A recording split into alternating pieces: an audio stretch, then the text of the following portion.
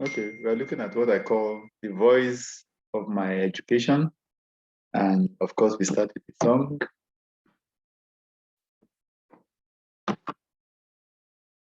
I am clapping unto the Lord Jesus, clapping, hallelujah. I am clapping unto the Lord, clapping, hallelujah. I am clapping unto the Lord Jesus, clapping, hallelujah. I am clapping unto the Lord, clapping, hallelujah. Yeah, we are looking at education and faith. I know for some people, they feel that these are at cross purposes, but I do not see it that way. And we can actually see scriptural backing for this. Acts chapter 26, verse 22. Therefore, having obtained help from God, Paul is writing, you know, to this day I stand witnessing both to small and great, saying no other thing than those which the prophets and Moses said will come. So he was somebody that was engaged in deep study. He had studied the scriptures in order to be able to marshal his point about the fact that Christ was indeed the promised Messiah. Continuing, that the Christ will suffer, that will be the first to rise from the dead, and will proclaim light to the Jewish people and to the Gentiles. This is during his trial. So bringing, quoting scriptures to show that this is really the Christ. Now, as he thus made his defense, Festus said with a loud voice, Paul, you are beside yourself. Much learning is driving you mad. So this person could see that, what Paul was saying, he was making very valid arguments, quoting scriptures to show that Christ was indeed the promised Messiah. And of course, it takes a lot of deep study to be able to marshal those kinds of arguments. In fact, I learned that back in the day, students that were very promising were usually directed towards theology, so that they will be very good witnesses, very good advocates of the gospel. But now our priorities have changed.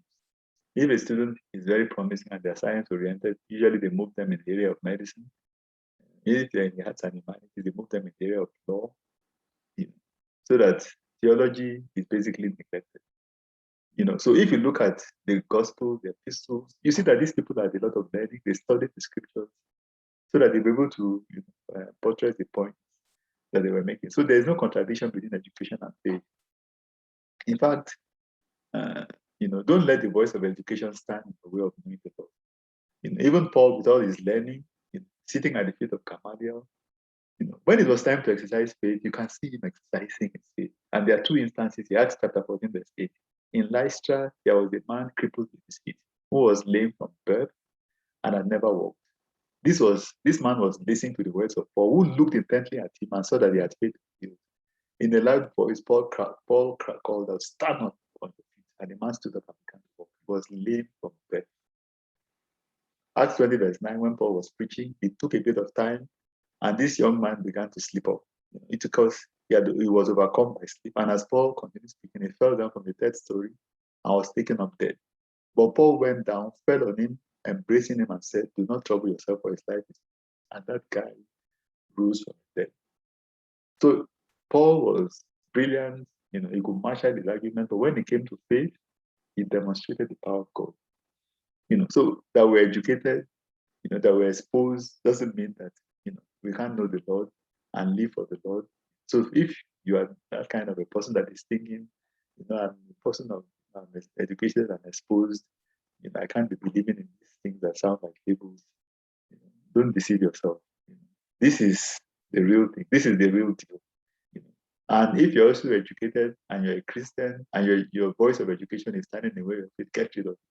When it comes to spiritual things, start to exercise your faith, put your faith in action, and see God come through, see God give